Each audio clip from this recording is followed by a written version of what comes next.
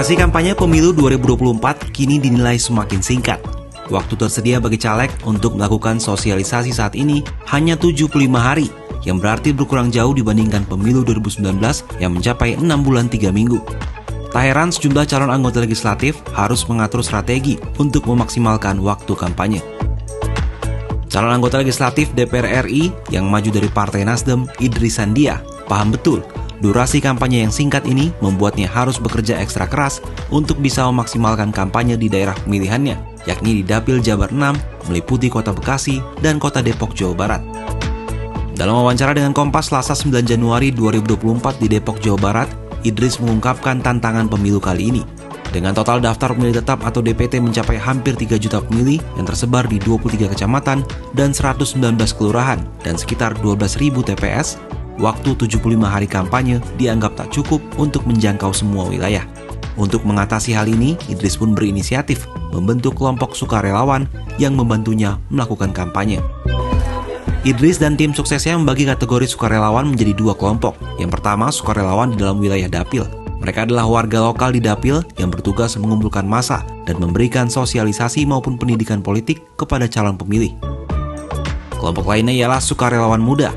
Mereka terdiri dari anak-anak muda yang berdomisili di Kota Bekasi dan Kota Depok. Tugas utama kelompok ini adalah mengenalkan sosok Idris Sandia sebagai caleg melalui kegiatan door-to-door ataupun kampanye media sosial. Untuk memastikan para sukarelawan mendapat pemahaman politik yang baik sebelum terjun ke lapangan, mereka dibekali pelatihan.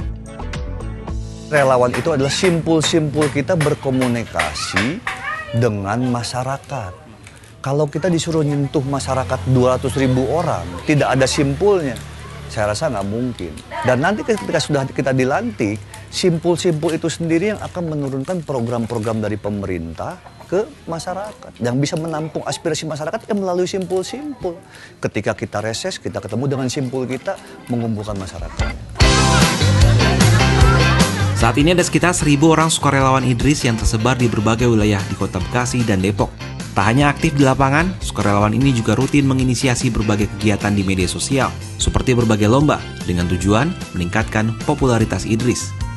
Meski para sukarelawan bisa membantu mendongkrak popularitas caleg, tetapi Idris mengakui cara paling efektif meningkatkan elektabilitas, yakni dengan berinteraksi secara langsung kepada masyarakat. Yang paling penting itu nggak lain dan ada bukan ketemu dengan masyarakat. Itu dia, sapa warga. Sapa warga. Warga yang kita sapa itu yang sudah ketemu dengan relawan-relawan kita, memperkenalkan kita. Setelah diperkenalkan, kita populer, baru kita ketemu. Sehingga mereka tahu, oh ini orang. Karena kalau populer doang, belum tentu mereka mau memilih kita. Pemilu 2024 merupakan kali kedua Idris maju sebagai caleg DPR RI. Sebelumnya ia telah maju pada kontestasi pemilu 2019. Tapi saat itu, raihan 40.000 suara belum cukup mengantarkannya ke kursi Senayan. Dengan modal pengalaman dan jejaring sukses relawan yang telah terbentuk dan dipelihara sejak pemilu 2019, Idris mencoba kembali berkontestasi di pemilu 2024. Pengamat politik Universitas Negeri Jakarta Ubaidillah Badrun menilai, kehadiran sukarelawan merupakan salah satu elemen penting dalam kampanye. Sukarelawan dianggap lebih memiliki fleksibilitas dalam bergerak dibandingkan tokoh politik yang diusung. Namun ia menyebut gerak para sukarelawan ini idealnya dibarengi turunnya caleg secara langsung untuk bertemu konstituen. Ada banyak riset yang saya pelajari dalam soal elektabilitas itu. Masyarakat kita itu suka kalau kampanye itu ketemu langsung. Kalau baliho oke, itu untuk popularitas. Tapi elektabilitas bertemu langsung adalah cara yang paling efektif. Ada trust di situ. Jadi masyarakat sudah mulai berpikir, dia mah di spanduk doang, di baliho doang, tapi nggak ketemu kita. Begitu ada caleg yang ada di baliho, lalu dia ketemu dengan masyarakat, itu membangun trust. Ada tambahan kepercayaan dari masyarakat. Dan nah, inilah caleg yang benar, mau ketemu, mau dengerin rakyat, mau berdialog, mau berdiskusi, dan ada komitmen misalnya untuk memperjuangkan keinginan rakyat. Baru itu masuk ke elektabilitas. Pemilu 2024 akan digelar serentak 14 Februari 2024. Selain memilih pasangan calon presiden dan wakil presiden, masyarakat juga akan memilih calon wakil rakyat dari tingkat DPR, DPRD provinsi, DPRD kota kabupaten, dan juga DPD. Dengan waktu yang tersisa, pastikan Anda mengenal terlebih dahulu sosok yang akan dipilih sebagai wakil rakyat selama 5 tahun ke depan. Jangan sampai anekdot pemilu legislatif terus terulang bagai membeli kucing dalam karung.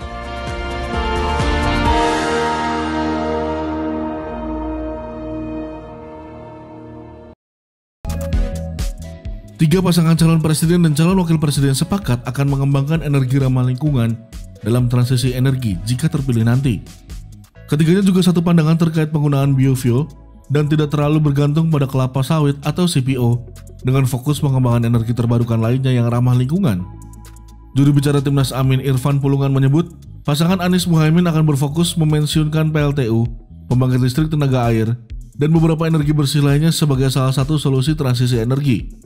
Untuk mewujudkan itu, Timnas Amin akan mengembangkan Task Force Ekonomi Hijau untuk transisi energi, serta mendorong kegiatan berbasis 5 pilar transisi energi yang berkeadilan dengan meningkatkan partisipasi masyarakat dalam proses kebijakan sampai diimplementasikan. Transisi energi berkeadilan yang kolaboratif itu berarti meningkatkan partisipasi masyarakat dan seluruh aktor dalam proses perumusan kebijakan sampai implementasi kebijakan, khususnya masyarakat rentan gitu, perempuan, difabel dan anak untuk terlibat dalam proses-proses tersebut. Sementara itu, anggota Dewan Pakar TPN Ganjar Mahfud Agus Hermanto mengatakan, paslon nomor urut 3 telah memiliki beberapa tahapan transisi energi yang harus dilakukan sebelum masuk ke tahapan nyata pengembangan energi hijau. Tahapan tersebut diantaranya dedieselisasi, tidak membangun PLTU baru, mengurangi PLTU lama dan baru masuk ke percepatan pengembangan EBT. EBT yang akan dikembangkan di awal diantaranya pembangkit listrik tenaga surya atau PLTS, pembangkit listrik tenaga angin dan geotermal. Untuk biofuel, Agus menyebut tidak perlu bergantung pada CPO, tetapi bisa juga dengan pellet untuk bioenergi atau biomasa. Ini kalau kita mempergunakan bioenergi, sekali lagi kita harus betul-betul hitung, Pak. Betul-betul ini berapa yang dipergunakan. Apalagi kalau kita mau menggunakan palet dan chip yang terutama untuk biofuel dan juga biomasa, yang saat ini kan memang sudah ada co-firing antara PLTU di Python ya dengan biomasa, sudah ada hasilnya. Nah, tentunya di sini Pak yang kita harus konsentrasi. Harus berapa banyak yang kita gunakan palet dan chip ini. Di sisi lain, anggota TKN Prabowo Gibran Derajat Wibowo mengaku EBT sudah menjadi fokus Prabowo sejak menjadi Menteri Pertahanan. Salah satunya dengan pengembangan singkong atau tebu dalam program food estate untuk bahan baku bioetanol. Kenapa bioetanol menjadi andalan kita? Karena dia akan banyak sekali memberikan lapangan pekerjaan ya. Nanam singkong, nanam tebu itu rakyat kita relatif sudah banyak terbiasa ya. Kalau di Jawa memang tebu sudah terbiasa, di luar Jawa mungkin tidak terbiasa. Siapan kultural sudah ada, penyerapan lapangan kerjanya tinggi, nilai keekonomisannya itu bisa lebih cepat dicapai. Terkait pengembangan geotermal, Derajat menilai pembangunan proyek ini membutuhkan dana yang besar, waktu yang cukup lama, dan penyerapan tenaga kerja yang tidak sebanyak pengembangan EBT lain. Untuk itu, Paslon 2 akan memberikan dana lebih kepada BRIN untuk pengembangan penelitian terkait geotermal dan percepatan pemanfaatan geotermal.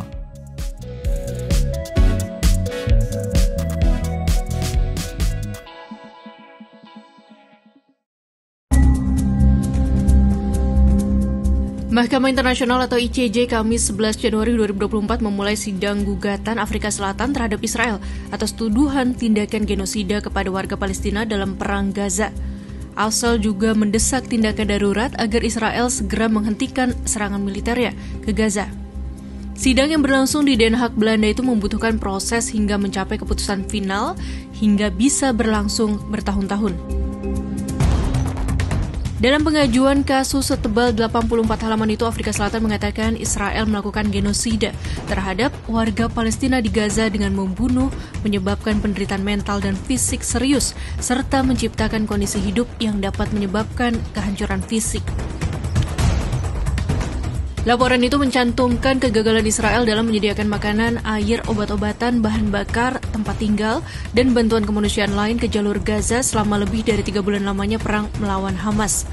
Hal itu juga merujuk pada serangan bom berkelanjutan yang juga menghancurkan sebagian besar wilayah Gaza, memaksa evakuasi sekitar 1,9 juta warga Palestina, dan menewaskan lebih dari 23.000 orang pada Rabu 10 Januari 2024 ini. Selain itu, Israel juga disebut gagal meredam hasutan untuk melakukan genosida oleh pejabatnya sendiri, dan tindakan ini telah melanggar atas konvensi itu sendiri.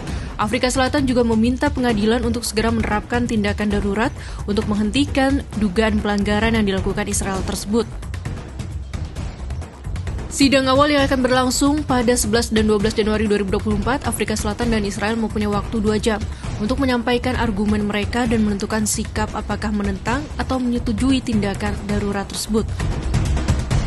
Tidak akan ada keterangan saksi dan tidak ada pemeriksaan silang dalam sidang itu. Sebagian besar presentasi hanya berupa argumen hukum yang disampaikan oleh pejabat negara dan tim pengacara internasional Afrika Selatan dan Israel. Dengar pendapat pekan ini hanya membahas kemungkinan pemberian tindakan darurat. Pengadilan tidak akan membuat keputusan final. Tindakan darurat ini dimaksudkan sebagai semacam perintah penahanan agar perselisihan tidak memburuk selama pengadilan memeriksa kasus itu. Keputusan soal tindakan darurat diharapkan dapat diambil dalam beberapa pekan ke depan setelah sidang dengar pendapat tersebut.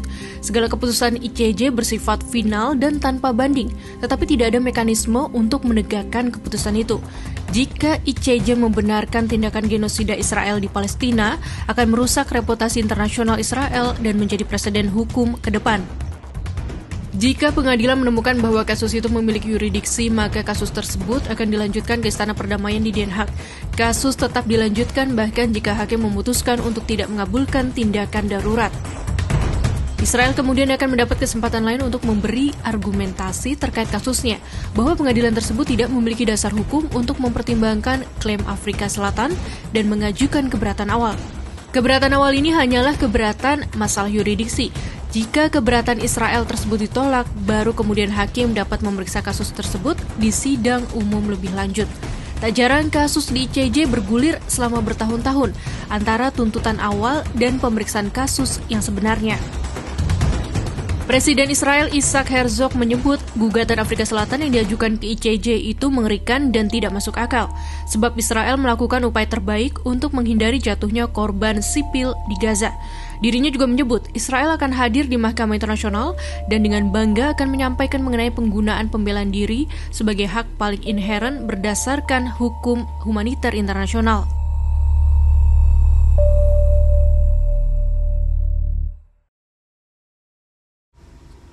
Kronologi Ekuador perang lawan kartel narkoba di negaranya. Presiden Ekuador Daniel Noboa memperkirakan bahwa ada sekitar 20.000 anggota geng kriminal aktif di negaranya. Dilaporkan Ekuador tengah dilanda kasus tindak kekerasan geng yang menyebabkan lebih dari 130 sipir dan staf lainnya disandra. Kasus kekerasan ini muncul setelah bos gembong narkoba Los Coneros atau yang dikenal dengan Adolfo Vito Macias berhasil kabur dari penjara. Rentetan kejadian yang terjadi membuat Noboa mengumumkan keadaan darurat di Ekuador selama 60 hari.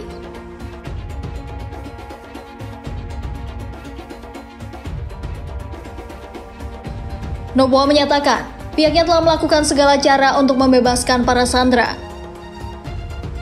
Sebelumnya, polisi Ekuador menyatakan kalau pihaknya telah melakukan 70 penangkapan atas berbagai insiden, termasuk tindak kriminal yang terjadi di stasiun televisi.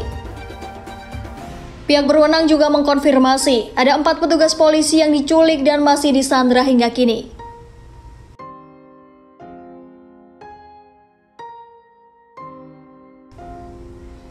Noboa baru saja mengambil alih kekuasaan pada November 2023 lalu. Ia berjanji akan mengatasi keamanan akibat meningkatnya kelompok-kelompok perdagangan narkoba yang menyelundupkan kokain melalui Ekuador. Noboa menyatakan ia akan meningkatkan keamanan dan menjamin penegakan supremasi hukum yang ketat. Hal ini dilakukan untuk melindungi perekonomian negara dan investasi asing di Ekuador. Pemerintah Ekuador menegaskan kalau gelombang aksi kekerasan terjadi atas tanggapan rencana pembangunan penjara baru dengan keamanan tingkat tinggi untuk para ketua kartel. Namun justru tindak kriminal banyak tertuju pada staf penjara yang menjadi sasaran kekerasan oleh para tahanan. Badan Penjara Ekuador melaporkan, setidaknya 125 orang sandera adalah sipir penjara dan 14 orang lainnya adalah staf administrasi.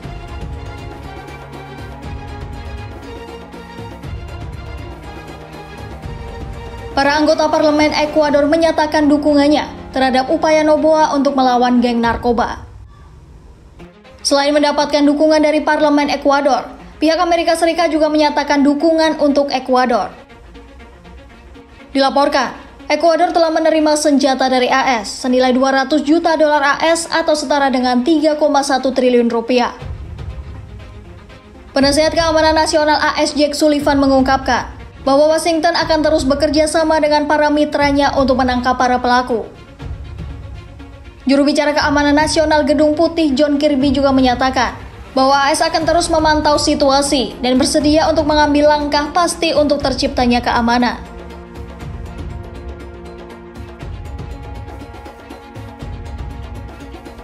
Noboa mengumumkan kalau Ekuador akan mulai mendeportasi para tahanan asing. Jumlah tahanan asing di Ekuador telah mencapai 90%. Bahkan ada sekitar 1.500 warga Kolombia yang dipenjara di Ekuador. Namun menurut Menteri Kehakiman Kolombia, hukuman di Ekuador hanya akan diakui di Kolombia jika para tahanan tiba melalui pemulangan resmi dan disetujui pihak Kolombia. Jika tahanan Kolombia diusir, maka mereka hanya akan dipenjara jika memiliki dakwaan yang masih tertunda di negara asal. Dilaporkan, kini Kolombia terus meningkatkan pengawasan di sepanjang perbatasannya dengan Ekuador.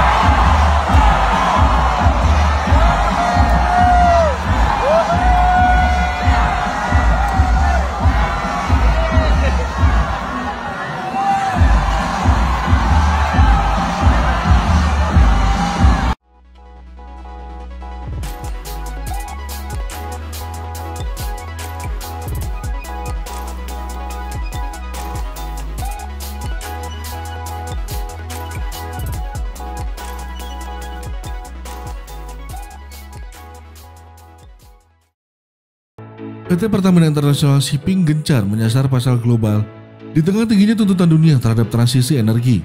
Komitmen ini terwujud dengan penguatan armada melalui penambahan tanker jenis Very Large Gas Carrier atau VLGC sebanyak 6 unit sepanjang tahun ini. Sejauh ini, PIS memiliki 3 unit VLGC. Lebih detail, 1 unit VLGC dimiliki sejak Februari 2023 dan 2 unit VLGC baru saja dilepas perdana oleh Hyundai ke PIS di dokumentasi Hyundai Samho Selasa 9 Januari. Kedua kapal VLGC tersebut diberi nama Pertamina Gas Tulip dan Pertamina Gas Birgenia. Pelepasan perdana 2 kapal VLGC ini menandai komitmen PIS yang kuat terhadap ketahanan energi dan sekaligus mengukuhkan posisi kami sebagai pemain di pasar global. Akan ada 4 kapal VLGC lagi sampai dengan akhir tahun, ujar Direktur Utama PIS Yoki Firnandi. Yoki menyebut kedua kapal VLGC itu merupakan tanker liquid petroleum gas atau LPG terbesar di dunia dengan luasan sekitar 1,5 kali lapangan bola dan daya angkut sebesar 91.000 cubic meter atau CBM setara 32.000 ton LPG. Adapun harga masing-masing kapal senilai 110 juta US dollar. Selain mengangkut LPG, kapal yang mengadopsi teknologi dual fuel itu dapat memuat amonia atau ammonia cargo ready dan memiliki emisi karbon rendah dengan selective catalytic reduction atau SCR, sehingga dapat beroperasi dengan kecepatan tinggi tetapi hemat bahan bakar hingga 16%. Dalam penelusuran bisnis, volume perdagangan LPG diperkirakan tumbuh hingga 13% dalam 5 tahun ke depan. Adapun, permintaan LPG untuk sektor rumah tangga dalam negeri akan meningkat 3,9% per tahun hingga 2030. Sementara itu, volume perdagangan amonia diperkirakan tumbuh rata-rata 22,5% per tahun antara 2023 dan 2028. Tingginya volume perdagangan amonia tersebut sejalan dengan meningkatnya kebutuhan terhadap amonia sebagai bahan bakar rendah karbon. Di sisi lain, Direktur Utama Pertamina Nike Widiawati menyebut ada 3 alasan strategis pada pembelian 2 kapal VLGC ini. Pertama, yaitu merespons tingginya permintaan pasar global yang diperkirakan terus naik, sejalan dengan pemulihan pasca pandemi COVID-19. Kedua, kebutuhan gas sebagai jembatan menuju transisi energi, sehingga amoniak sebagai bahan bakar campuran PLTU akan semakin membesar ke depan. Alasan terakhir, tuntutan globalisasi. Menurut Nike, PIS telah menjadi market leader di Indonesia dan sudah seharusnya didorong untuk menjadi pemain global. Secara bertahap emisi dikurangi tapi ketahanan energinya tetap terjaga dan itu akan ada pada amonia. Makanya kenapa kita pilih itu? Dan untuk amonia, pasarnya akan besar sekali ke depannya sejalan dengan kebutuhan atau permintaan dari negara lain, ujar Nike. Rencananya ada 2 kapal VLGC lagi yang siap dilepas pada Maret mendatang, melengkapi 2 kapal yang sudah dilepas saat ini. Dengan kekuatan kapal mencapai 61 kapal termasuk 2 kapal VLGC yang baru, Nike yakin anak usaha PIS bisa menjadi salah satu pemain global yang terdepan di pasar internasional.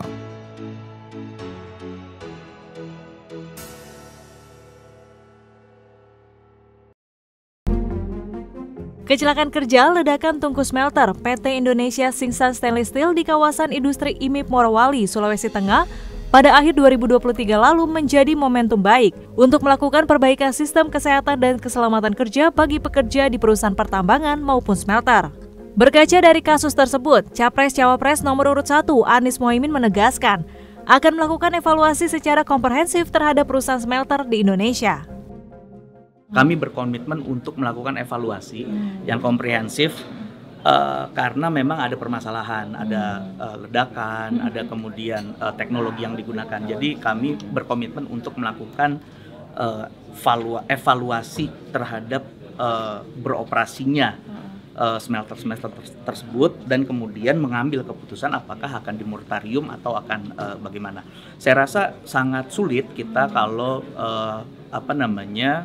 basisnya adalah menolak atau mendukung tanpa ada komprehensif analisis gitu ya. Kami berkomitmen mengembalikan peraturan dan kebiasaan baik di Indonesia dalam melakukan keputusan itu dengan berbasis data, fakta, dan partisipasi masyarakat. Sementara itu, Capres-Cawapres nomor urut 2, Prabowo Gibran menyatakan perlu melakukan audit terhadap investasi dan evaluasi sistem kesehatan dan keselamatan kerja di smelter-smelter yang lain sehingga hal tersebut tidak terulang kembali bahkan memakan korban jiwa. Pertama, tentu itu 2 hal yang berbeda. Yang pertama, kita harus evaluasi masalah 3K ya, keselamatan, dan kesehatan kerja ya, dan itu harus dilakukan audit.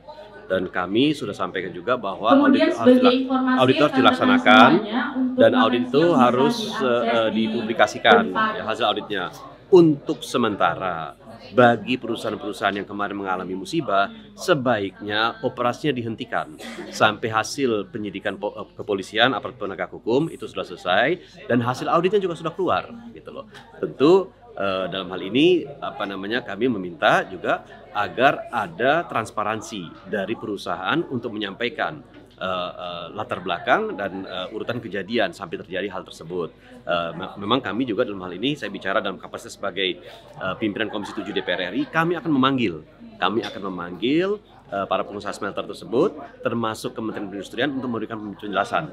Ya, karena itu diperlukan untuk kami melihat dan mengevaluasi bagaimana sistem keamanan dan keselamatan kerja di smelter-smelter yang lain. Jangan sampai hal ini terulang kembali, apalagi ketika itu memakan korban jiwa. Adapun Capres-Cawapres nomor urut 3, Ganjar Mahfud menyatakan, perlu adanya tata kelola yang baik dari segi administrasi, investasi, dan lingkungan sehingga dapat menghasilkan produk yang berdampak bagi pekerja. Tadi saya katakan misalnya di saat kita bicara tentang hilirisasi tentu penting untuk perlindungan pekerja termasuk pekerja gitu ya. Tentu ini bagian yang perlu kita tinjau kembali karena kita nggak mau juga teman-teman pekerja mengalami hal demikian itu. Nah, dalam kerangka bagaimana investasi ke depannya tentu hal-hal ini akan menjadi isu penting. Tadi saya katakan bahwa isu ekonomi, isu lingkungan, tata kelola, dan isu sosial ini menjadi penting. Dan dalam konteks tata kelola ini menjadi poin utama, gitu ya. Walaupun dalam banyak diskusi tata kelola ini pertama harus administrasi diutamakan, kemudian kita lihat tata kelola yang lain-lainnya. Termasuk tadi itu bagaimana tingkat keselamatan para pekerja. Karena kita tidak mau juga menghasilkan satu produk yang kemudian itu mengakibatkan banyak risiko sosial dan kemanusiaan. Itu kita nggak mau.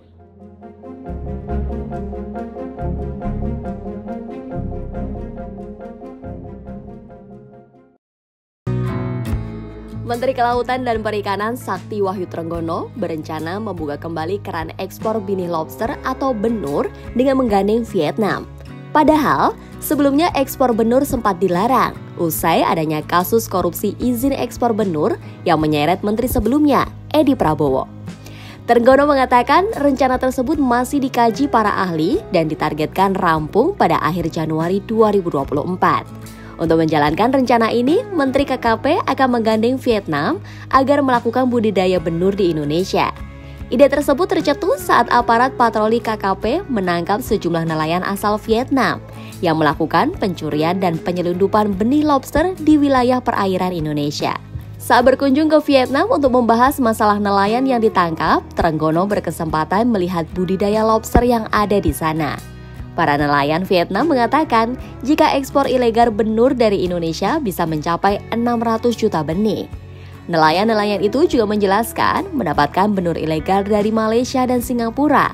Padahal kedua negara ini tak memiliki benur. Hal yang lebih kontras terlihat dari nilai ekspor lobster Vietnam ke Cina mencapai 2,55 miliar US dollar per tahun. Sedangkan Indonesia sebagai negara penghasil benih lobster hanya berkisar 20 juta US dollar hingga 30 juta US dollar. KKP kemudian membuka opsi melakukan kerjasama antar pemerintah. Nantinya, Indonesia akan memenuhi kebutuhan benih lobster dengan syarat Vietnam harus membayar secara resmi. Artinya, anggap saja misalnya berikan 200 juta bibit saja. Kalau 301,5 triliun rupiah jadi PNBP, itu manfaatnya besar, kata Menteri Kelautan dan Perikanan Sakti Wahyu Trenggono. Sebelumnya, mantan Menteri Kelautan dan Perikanan Susi Pujiastuti sempat melarang ekspor benih lobster lantaran dinilai merugikan negara. Larangan itu kemudian dicabut saat Edi Prabowo menjabat Menteri KKP. Trenggono kemudian kembali menutup keran ekspor benur melalui Peraturan Menteri Kelautan dan Perikanan Nomor 17 Tahun 2021 tentang pengelolaan lobster, kepiting, dan rajungan di wilayah perairan Indonesia.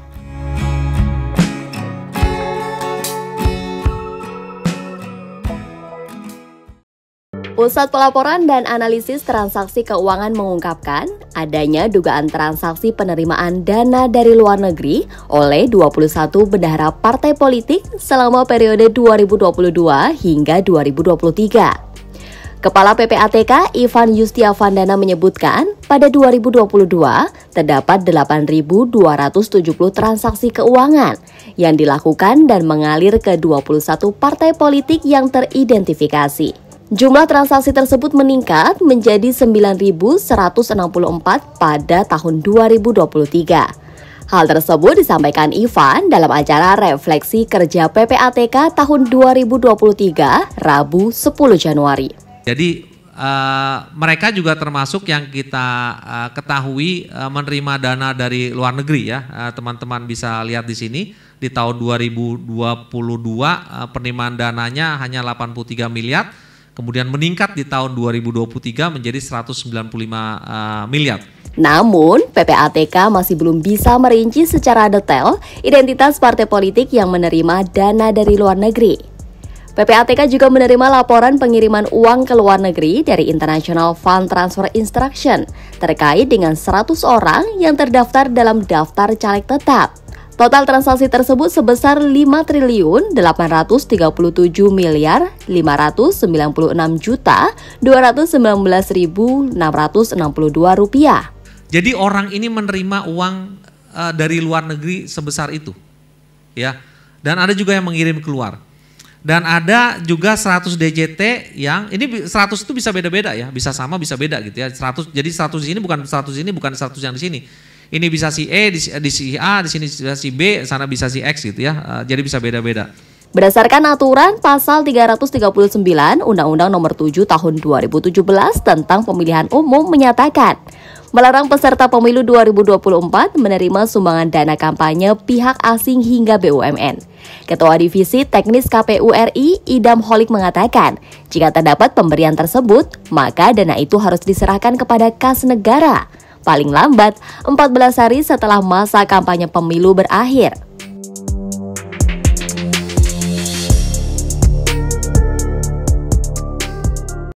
Dalam berbagai kesempatan kampanye, Prabowo menunjukkan atraksi berjoget yang kemudian memunculkan istilah goyang gemoy. Goyang gemoy seolah menjadi identitas baru yang melekat pada Prabowo saat ini, terutama di kalangan anak muda. Nyatanya, tren pencarian dengan kata kunci gemoy di Google meningkat sejak akhir 2023. Tapi ternyata kebiasaan joget Prabowo nggak muncul belakangan ini aja.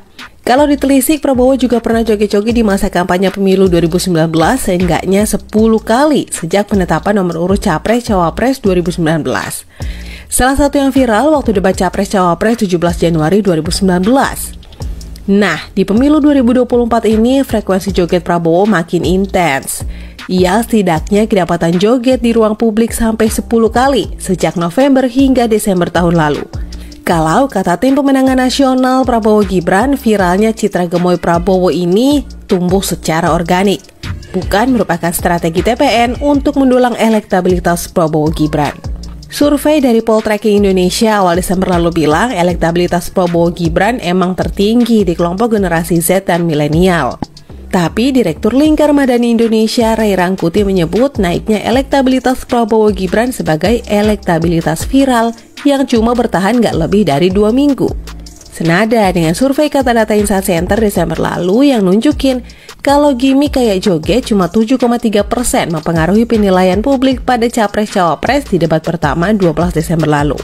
Faktor utama yang mempengaruhi penilaian publik masih didasarkan pada kejelasan gagasan.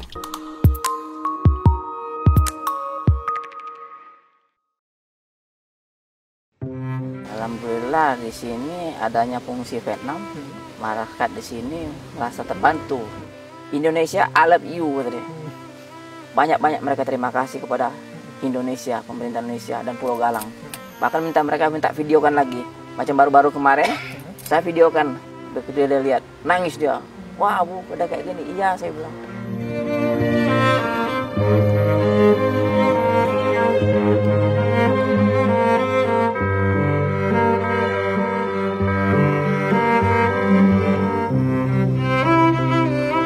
Di sini dulu ada kedai kopi, pasar, warung, video, gedung video, 5 tempat dulu gedung video. Terus jual roti yang pakai daging. Kalau orang nggak tahu pikirnya daging ayam atau daging sapi, tak tahu isinya daging babi.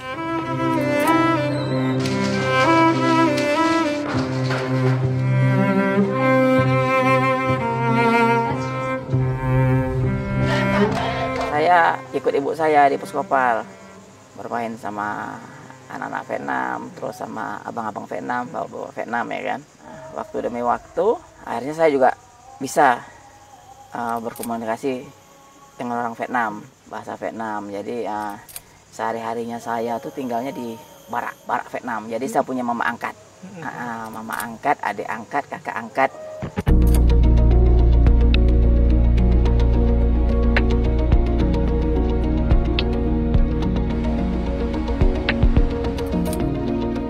Yang lainnya sudah pada hancur karena dari kayu semua kan, termasuk mes guru-guru, termasuk sekolahan, karena orang nggak ada lah ya kan, atau gimana gitu, hancur semua Pak.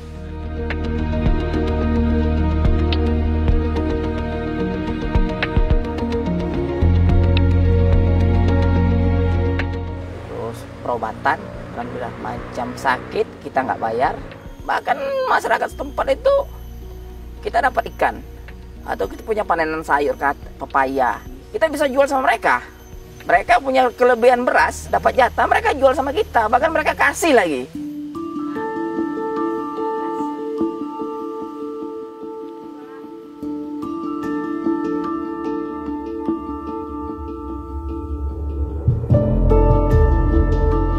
Kalau dulu, ini daerah Pak terisolasi Pak, belum ada jembatan, jalan di atasnya belum ada, cuma ada ini aja. Jadi masih bisa terjaga Pak. Kalau sekarang dibikin tempat pengungsian Rohingya, kasihan aparatnya Pak. Ya namanya orang nih Pak, bosan Pak. Bisa aja Pak dari sana congkel sini lari dia Pak.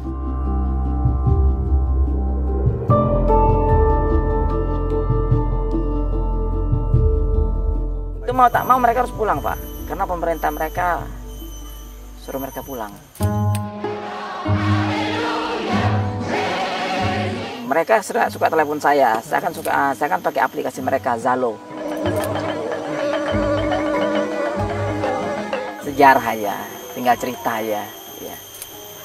Itulah istimewanya Pulau Galang, Pak.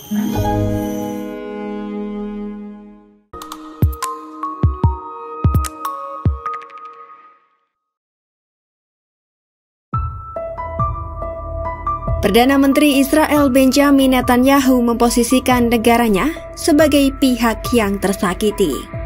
Hal itu usai negaranya didakwa telah melakukan genosida di Gaza. Netanyahu pada Kamis 11 Januari 2024 menyebut dunia sedang diputar balikan. Sebab menurutnya, Israel lah yang merupakan korban dari genosida yang dilakukan oleh Hamas. PM Israel itu pun tidak tinggal diam atas tuduhan tersebut dan bersumpah akan melawan balik dakwaan genosida tersebut. עולם הפוך. ודווקא צה"ל, הצבא המוסרי ביותר בעולם, שעושה הכל כדי להימנע מפגיעה בבלתי מעורבים, הוא מואשם על ידי נציגי המפלצות ברצח עם. הצביעות של דרום אפריקה זועקת לשמיים. איפה הייתה דרום אפריקה? כשמיליוני בני אדם נרצחו ונעקרו מבתיהם בסוריה ובתימן, ועל ידי מי? על ידי השותפים של החמאס. עולם הפוך, איפה הייתם? אנחנו יודעים איפה אנחנו נמצאים. אנחנו נמשיך להילחם במחבלים, אנחנו נמשיך להדוף את השקרים, אנחנו נמשיך לשמור על זכותנו הצודקת להגן על עצמנו, ולהבטיח את עתידנו עד לניצחון המוחלט. Pernyataan Netanyahu itu muncul di hari sidang perdana Mahkamah Internasional atas dakwaan genosida. Sebelumnya, perang Israel-Hamas telah memasuki babak baru usai Israel diseret Afrika Selatan ke Mahkamah Internasional PBB atas dakwaan melakukan genosida di Gaza. Dalam gugatan tersebut, Afrika Selatan menyebut Israel melakukan genosida. Pasalnya Israel disebut telah membunuh warga Palestina di Gaza, menyebabkan mereka mengalami penderitaan mental dan fisik yang serius, hingga menciptakan kondisi hidup yang menyebabkan kehancuran fisik.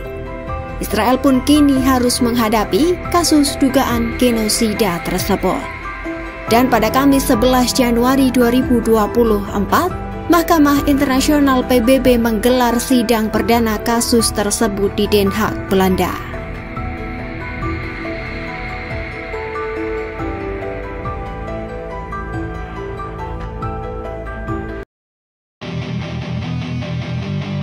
Capres nomor urut 2 Prabowo Subianto sempat mengklarifikasi luas tanahnya mendekati 500.000 hektar.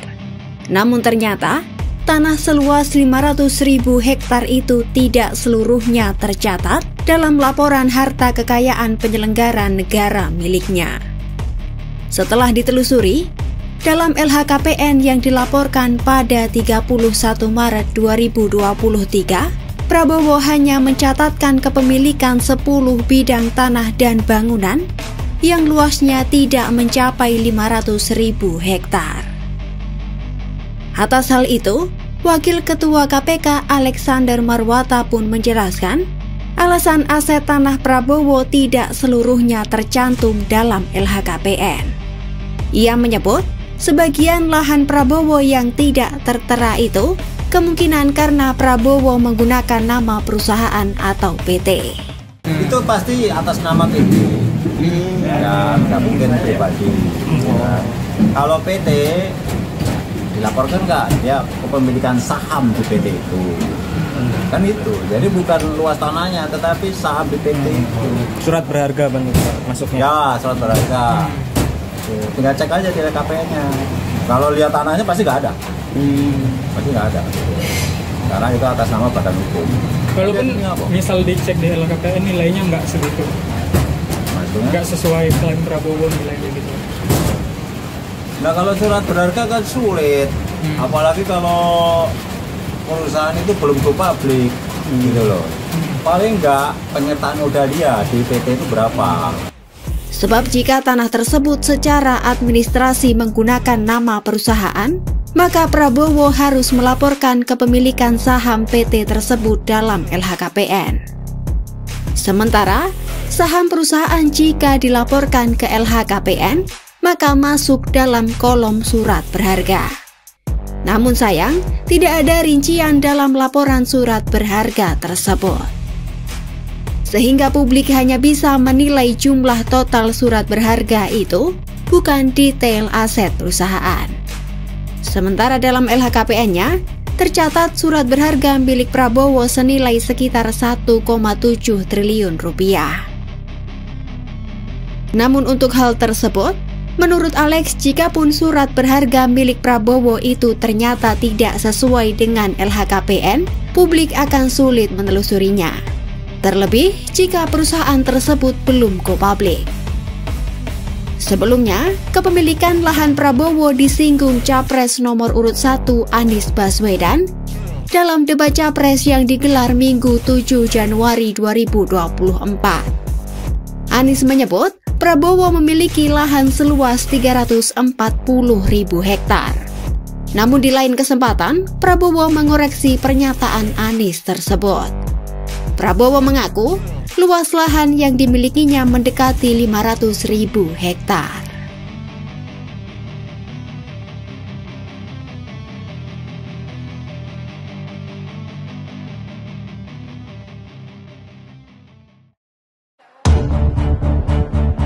Sebulan jelang hari pemungutan suara, Gubernur Jawa Timur Khofifah Indar Parawansa resmi bergabung ke tim kampanye nasional Prabowo Gibran.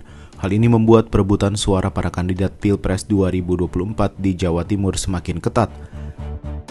Adapun keberadaan Khofifah diharapkan bisa menjadi kunci untuk melawan pasangan Anies Baswedan Muhaimin Iskandar serta Ganjar Pranowo Mahfud MD yang sama-sama memiliki kekuatan di Jawa Timur. Saya mendukung paslon nomor 2 dan saya siap menjadi Cerkamnas. Saya siap masuk TKN. Apa yang menjadi regulasi saya akan mengikuti.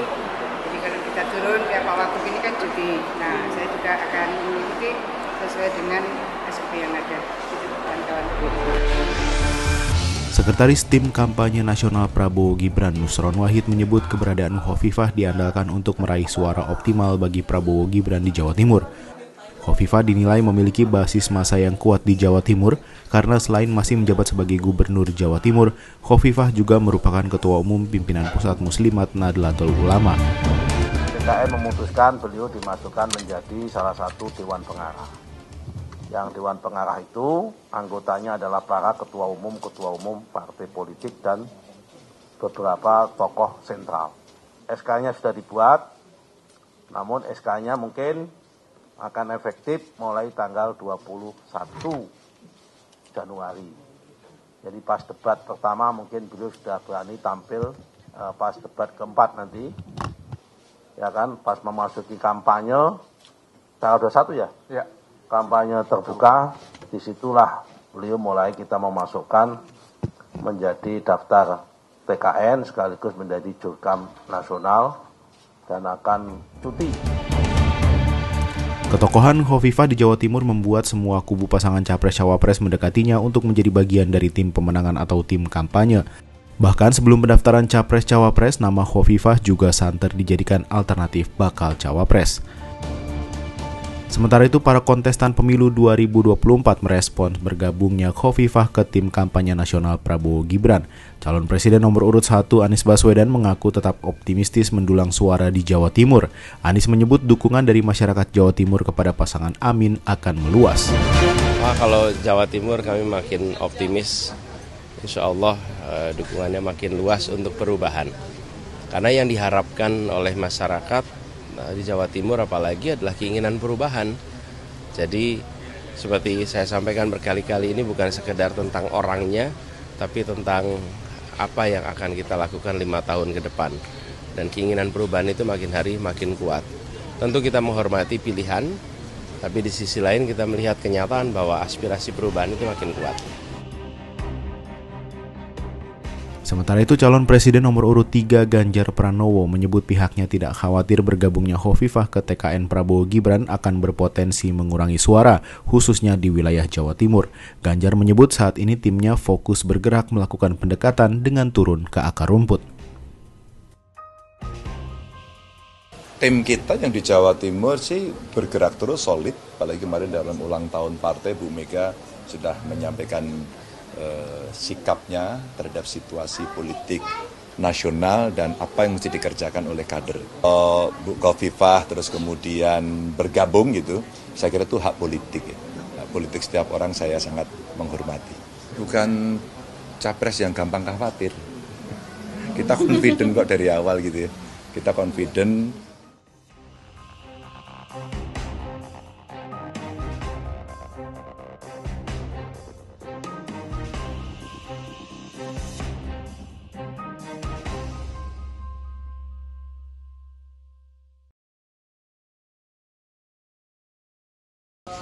6 Januari saya dapat laporan dari tim kami yang sedang melakukan investigasi bahwa ada pergerakan dari Sumedang sudah mulai membawa ratusan anak buah untuk dibawa ke Solo. Nah, saya langsung terbang dari BSD ke Semarang.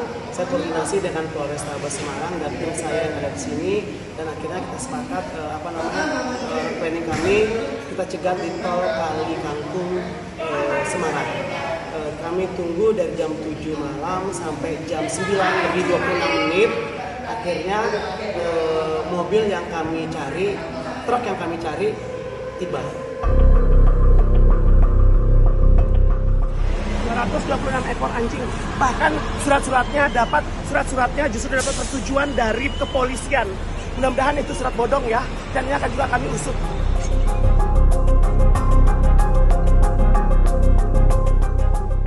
Pada Sabtu 6 Januari 2024 malam, Kepolisian Resor Kota Besar Semarang dan komunitas pecinta anjing menggagalkan pengiriman sebanyak 226 ekor anjing dari Subang, Jawa Barat ke wilayah Solo Raya di gerbang tol Kalikangkung, Kota Semarang, Jawa Tengah. Anjing-anjing itu dikirim secara ilegal karena surat-surat jalan ataupun surat kesehatan hewannya merupakan surat bodong. Saat ditemukan, anjing-anjing itu dalam kondisi terikat kaki, mulut, dan lehernya dengan tali rafia. Tubuh anjing dimasukkan ke dalam karung dan ditumpuk begitu saja di atas truk bak terbuka. Diduga anjing itu akan dijagal dan dagingnya akan diolah untuk dikonsumsi. Saat ditemukan, terdapat 12 anjing yang telah mati. Kapolda Jateng Inspektur Jenderal Ahmad Lutfi menyebut pengembangan terhadap kasus tersebut terus dilakukan.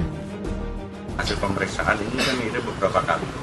5 orang tersangka sudah kita amankan, kemudian dari 226 anjing ini kan 12 meninggal, 1 melahirkan, dan sisanya sudah kita rawat di wilayah Mijen. Untuk kesehatan ya, termasuk anjing-anjing yang 12 meninggal kita laporkan. Dari kejadian ini, polisi telah menetapkan 5 orang berinisial DH, SL, AR, WG, dan ER sebagai tersangka. Mereka dinilai melanggar pasal 66A ayat 1 sebagaimana dimaksud dalam pasal 91B Undang-Undang Nomor 41 Tahun 2014 tentang perubahan atas Undang-Undang Nomor 18 Tahun 2009 tentang peternakan dan kesehatan hewan. Mereka menganiaya dan atau menyalahgunakan hewan sehingga mengakibatkan cacat dan atau tidak produktif. Ancaman hukuman maksimal 5 tahun penjara menanti 5 orang yang kini ditahan di Kota Semarang. Para tersangka mengaku telah berulang kali mengirimkan anjing, maka kasus itu menjadi salah satu yang menjadi atensi Polda Jateng. Namun Polda Jateng tidak menertibkan warung-warung yang menjual olahan daging anjing, baru sebatas mengimbau para penjual untuk tidak menjual daging anjing dengan menggandeng MUI dan Kemenkes. Dari sisi kesehatan, mengonsumsi daging anjing risiko terserang penyakitnya tinggi. Pakar parasitologi dari Universitas 11 Maret Surakarta, Sigit Setiawan menyebut, daging anjing yang tidak diolah matang mengandung cacing Trichinella spiralis. Cacing itu berpotensi mengakibatkan gangguan otot. Risiko fatal bisa terjadi jika otot yang diserang adalah bagian organ vital seperti jantung dan pernapasan. Selain itu, bahaya kesehatan lain yang mengintai yaitu infeksi bakteri E. coli, salmonella, antraks, hepatitis, dan leptospirosis. Lalu risiko hipertensi karena dalam 100 gram daging anjing terdapat 1,06 mg natrium.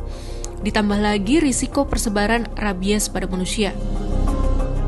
Indonesia memang masih setengah hati melarang konsumsi daging anjing. Beda halnya dengan Korea Selatan yang sudah mengesahkan aturan larangan memakan daging anjing. Parlemen Korsel pada Selasa 9 Januari 2024 berhasil menyetujui rancangan undang-undang soal larangan konsumsi daging anjing. Akan ada masa tenggang 3 tahun sampai undang-undang itu berlaku penuh. Masa tenggang dimulai setelah Presiden Korea Selatan Yoon Suk Yeol mengesahkan RUU itu menjadi undang-undang.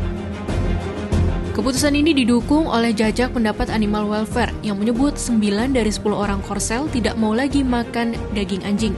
Menurut Animal Welfare, perjalanan menuju Republik Korea bebas daging anjing bisa menjadi titik awal pembebasan tidak hanya bagi anjing, tetapi juga hewan lain. Sementara itu, para peternak anjing untuk tujuan konsumsi menentang aturan tersebut. Di seluruh Korsel ada 1.100 peternakan sejenis. Dalam undang-undang baru diatur kompensasi untuk para peternak itu. Indonesia akan sulit terbebas dari perdagangan dan konsumsi daging anjing selama permintaan akan daging anjing itu sendiri masih tinggi. Kesadaran masyarakat juga dibutuhkan untuk membantu menghentikan kejahatan hewan tersebut. Mereka ini semua kan dalam kondisi yang sangat tidak sehat. Banyak yang malnutrisi, banyak yang cacingan parah, bahkan ada yang parah banget, cacing ke jantung, parah darah, anemia, dehidrasi, dan banyak yang luka parah. Ada yang luka ringan, ada yang luka parah karena bekas jeratan dari para pencuri atau penjaga anjing. Setelah mereka sudah sehat, kami akan lakukan vaksin lalu steril untuk mencegah populasi bertambah, dan setelah semuanya beres, kami akan lakukan open adopsi dengan beberapa ketentuan dan persyaratan supaya mereka ini tidak jatuh lagi ke tangan yang salah.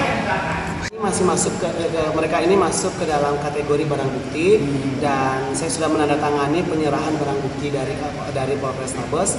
Sampai masa penyelidikan selesai dan persidangan, baru kami diserahkan sepenuhnya ke kami. Jadi dalam masa penyelidikan ini kami masih dibantu oleh Polrestabes, sama Dinas Pertanian Kota Semarang, PDHI Kota Semarang, dan beberapa vet dari beberapa klinik hewan di Semarang.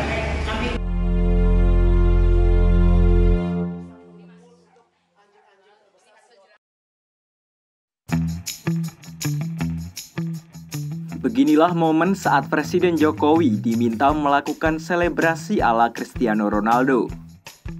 Ajakan itu disampaikan oleh seorang konten kreator yang terkenal dengan nama Selos. Mulanya Selos membacakan komentar netizen untuk mengajak Jokowi selebrasi ala Ronaldo. Setelahnya, Selos tanpa canggung menyampaikan permintaan netizen tersebut secara langsung kepada sang kepala negara. Selos juga mencontohkan selebrasi Shoo ala Ronaldo di hadapan Jokowi, yang kemudian selebrasi itu diikuti oleh sang presiden. Momen itu terjadi saat Jokowi melakukan kunjungan kerja di Vietnam.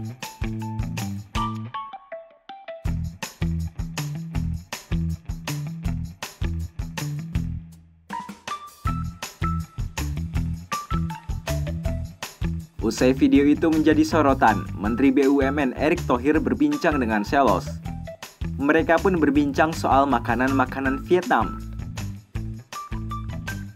Selebrasi tersebut sering ditampilkan Ronaldo usai mencetak gol saat bertanding. Selebrasi tersebut pun melekat dengan Ronaldo pada akhir karirnya. Mulanya, selebrasi itu ditampilkan Ronaldo ketika masih di Real Madrid. Ronaldo bilang teriakan "Shoo" merupakan perayaannya saat berada di Real Madrid. Namun selebrasi itu tetap ia gunakan ketika pindah ke tim Juventus. Kata "shoo" diadaptasi dari kata "si" yang merupakan bahasa Spanyol. Ada juga yang menyebut "shoo" diadaptasi dari kata "shim". Keduanya, baik "si" maupun "shim" mempunyai arti sama, yaitu ya.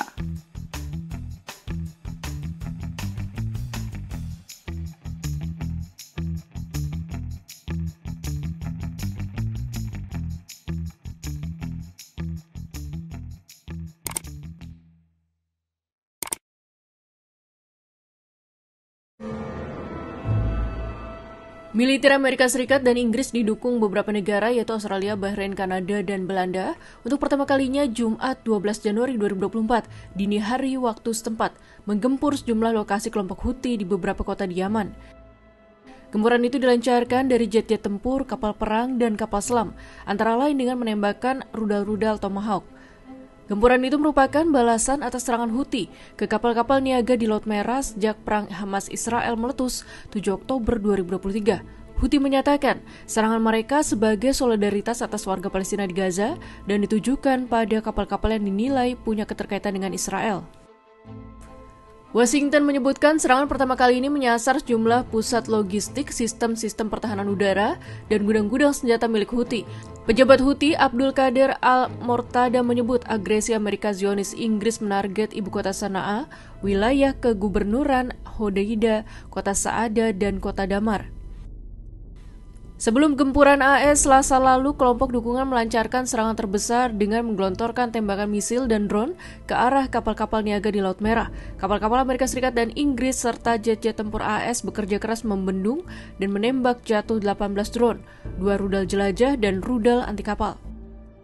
Lalu Kamis kemarin, Houthi menembakkan rudal anti kapal ke Teluk Aden. Tembakan ini tidak mengenai kapal niaga, tetapi dapat dilihat dari kapal tersebut.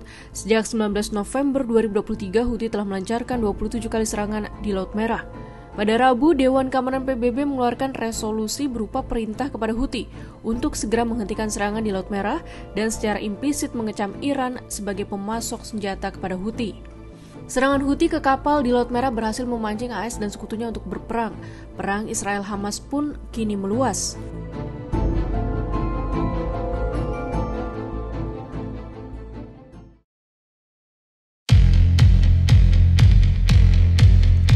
Iran telah menambah halaman baru pada konflik di Timur Tengah bersamaan dengan menyita sebuah kapal tangki minyak yang diduga milik Amerika Serikat di Laut Oman. Penyitaan itu telah dikonfirmasi oleh militer Angkatan Laut Iran pada Kamis 11 Januari 2024. Iran menyatakan penyitaan itu dilakukan berdasarkan perintah pengadilan dan kapal akan diberikan pada lembaga kehakiman. Lantas, mengapa Iran tiba-tiba menyita kapal tangki berbendera Kepulauan Marshall itu? Duduk perkara berawal pada April 2023. Saat itu Amerika Serikat terlibat perselisihan dengan Iran dan menyita kapal bernama Suez Rajan. Penyitaan itu berangkat dari tuduhan Amerika Serikat bahwa Iran melanggar sanksi dengan mencoba mengirim minyak selundupan ke Cina. Akhir dari perselisihan itu, Departemen Kehakiman Amerika Serikat akhirnya menyita kapal Iran tersebut bersama 1 juta barel minyak di dalamnya. Kemudian, kapal tangki minyak Suez Rajan pun berubah nama menjadi Saint Nicholas. Namun perselisihan belum usai, dan titik balik terjadi ketika Iran kembali menyita kapal yang tengah mengangkut 145.000 metrik ton minyak itu. Giliran Iran yang balik menuding. Iran menyebut kapal tangki minyak tersebut disita karena Amerika Serikat telah mencuri minyak mentah milik Teheran. Kapal Saint Nicholas itu tadinya tengah berlayar menuju Turkiye dengan membawa minyak mentah dari Irak. Lalu sekitar pukul 7.30 pagi waktu setempat, Sejumlah pria bersenjata dilaporkan menaiki kapal dan kapal pun akhirnya berbelok menuju Bandar Hejaz di Iran. Ketika menuju Bandar Hejaz, pelacak pun kemudian dimatikan. 19 awak kapal yang terdiri atas 18 warga Filipina dan 1 orang warga Yunani turut diciduk oleh Iran.